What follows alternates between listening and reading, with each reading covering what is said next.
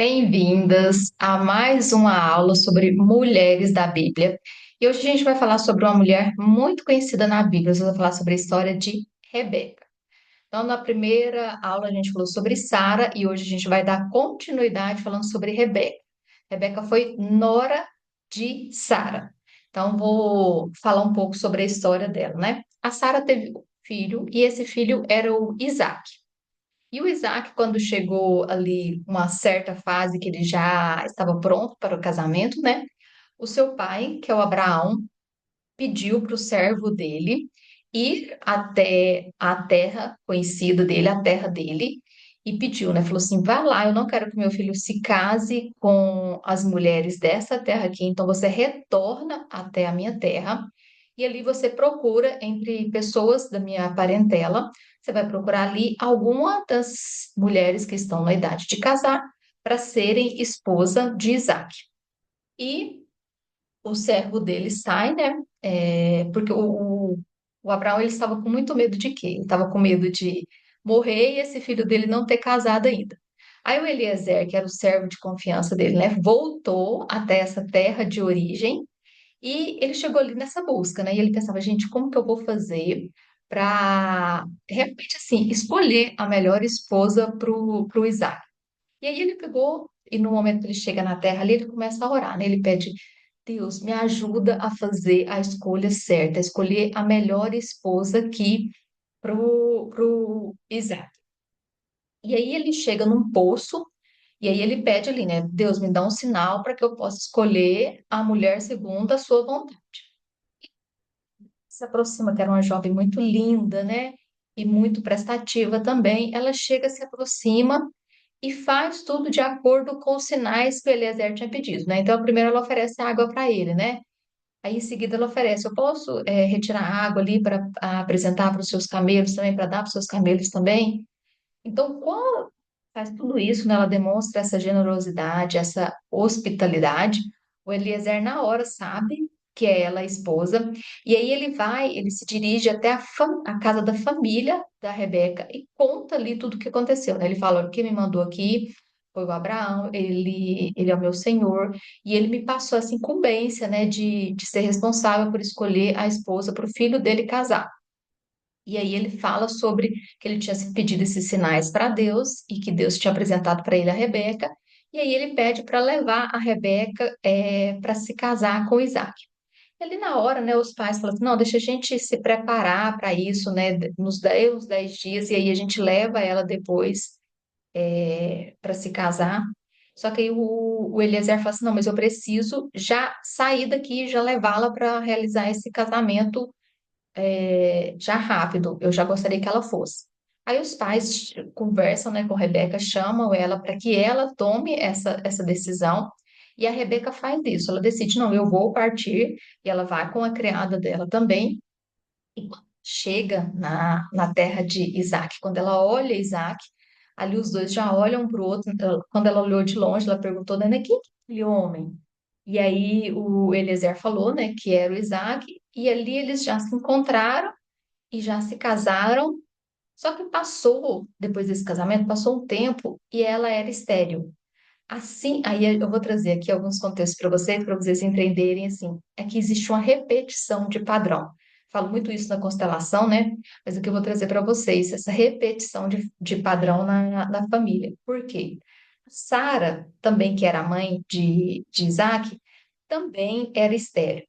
Aí vem essa geração, essa segunda geração, e também Rebeca é estéril. Só que havia aquela promessa, né? Que Abraão e Sara seriam pais de muitas nações. E aí vem Rebeca, que é ali a esposa de Isaac, e é estéril e não pode dar esse filho. Então, depois de ali de muitos anos de casado, o Isaac vai e pede a Deus, né? Deus, por favor, eu quero muito ter um filho, eu quero que seja um filho da Rebeca, porque ele era muito apaixonado por Rebeca. E aí a Rebeca fica grávida, ela fica grávida de gêmeos. Só que antes mesmo do nascimento, já havia uma promessa sobre essa gestação. E é o que eu quero ler aqui para vocês sobre isso. Está em Gênesis 25, que fala o seguinte: é sobre a história de Isaac e Jacó, que são os filhos dela. A história de Isaac, filho de Abraão. Abraão gerou Isaac. Isaac tinha 40 anos quando se casou com Rebeca, filha de Batuel. Tem algumas versões que fala Betuel, outras Batuel. O Arameu, de Padã Aram, a irmã, e irmã de Labão, o Arameu. Isaac implorou a Javé, que é Deus, né, por sua mulher, porque ela era estéril. Javé escutou e sua mulher Rebeca ficou grávida. As crianças, porém, lutavam dentro dela, ou seja, ali na gestação, essas crianças já brigavam dentro dela. Então ela disse: se é assim, para que viver? Então foi consultar a Javé, e Javé lhe disse: em seu ventre há duas nações, pois dois povos separam em suas entranhas. Um povo vencerá o outro, e o mais velho servirá ao mais novo. Então, fica atenta aqui a essa informação. O mais velho servirá ao mais novo, porque lá na frente a gente vai entender muita coisa sobre isso. Então, quando chegou o dia do parto, a Rebeca teve gêmeos. O primeiro saiu, era ruivo e peludo como um manto de pelo, e lhe deram o nome de Esaú. Em seguida, saiu seu irmão com a mão segurando o seu calcanhar, segurando o calcanhar do Esaú, né? E lhe deram o nome de Jacó. Isaac tinha 60 anos quando eles nasceram. Os meninos cresceram, Esaú se tornou hábil caçador, um homem rude, enquanto Jacó era um homem tranquilo, morando em tendas. Então, eu vou falar um pouco da história deles aqui. Então, quando eles foram crescendo, o Isaac, ele preferia o Esaú. E já a Rebeca, ela preferia o Jacó. Então tinha o queridinho de cada um, né? Um pai preferia um e a mãe preferia o outro. E o que que aconteceu? O Isaac, ele tinha que dar a bênção para um desses dois, que era o primogênito, ele tinha que dar a bênção para ele se tornar uma grande nação. Lembrando que era a promessa ali na gestação já? Que o primogênito, que o outro filho serviria ao primogênito. Então a Rebeca ficava muito preocupada, porque ela via que o Esaú ele era mais bruto, né? E ela queria que essa bênção fosse para Jacó. O Esaú, o Esaú era um homem muito das lutas, né? De ir matar animais, e o Jacó já era mais, tinha essa tendência mais a ficar ali nas tendas. Um belo dia, o Esaú foi caçar e quando ele voltou, o Jacó estava cozinhando e ele pegou e falou assim: eu vi a minha primogenitura em troca desse prato de lentilha. E ele deu a primogenitura dele, isso, né? Só que aí, quando o Isaac foi ficando velho, em um momento ele falou pro Esaú, falou assim, você vai sair, você vai caçar, vai preparar um belo prato para mim, aquele prato que eu gosto, e eu vou te abençoar. E através da minha bênção, você vai ser esse pai de grandes nações. E aí a Rebeca ouviu isso. Só que ela não queria que o filho dela, que o Esaú, recebesse essa bênção. Ela queria que essa bênção viesse para o Jacó. E quando Esaú saiu para caçar, ela foi, contou isso pro Jacó e falou assim: você vai ali, você vai matar os dois bichos que nós temos aqui mesmo, e eu vou preparar esse prato que eu sei que o seu pai gosta. Aí ele falou assim: ah, tá, meu pai é velhinho, mas ele vai saber na hora de dar a bênção que não é o meu irmão, que sou eu, porque meu irmão é todo peludo, né? Tem, por mais que ele não enxergue direito, ele vai saber diferenciar nós dois. Ela falou: não, pode ficar preparado, eu vou dar um jeito disso. O que que a Rebeca fez? Ela vestiu Jacó com uma roupa de Esaú. Como ele era muito peludo, ela preparou uma pele de animal ali na mão dele, porque quando o Isaac pegasse na mão, ele saberia, pelos pelos, ele pensaria que era o filho mais velho, né? E assim eles fizeram. Ela preparou esse prato, o Jacó levou esse prato até o Isaac, e ali o Isaac até ficou desconfiado, falou assim: ah, essa voz sua não é voz de Esaú. Não, pai, sou eu. Aí ele, vem cá, chega aqui perto. Estava vestido com as roupas de Esaú, então ele tinha esse cheiro, realmente é o cheiro dele, mas deixa eu pegar na sua mão. Pegou a mão peluda e falou assim: é. E ele vai e abençoa, falando que ele ia ser pai de grandes nações, que ele ia ter grande prosperidade, e dá essa bênção para ele. Quando o Esaú chega com a caça e faz toda a preparação, que ele chega para mostrar isso para o pai dele, para ele fala assim: mas eu acabei de abençoar o seu irmão. Aí eles entendem que tinham sido enganados por Rebeca. E o que que acontece? A Rebeca aqui, ela paga um alto preço. porque o Esaú fala que vai se vingar de Jacó e o Jacó, e ela fala, né, Jacó, você tem que sair escondido daqui para o seu irmão não te matar. E aí ele foge e ela fica sem ver o filho depois disso.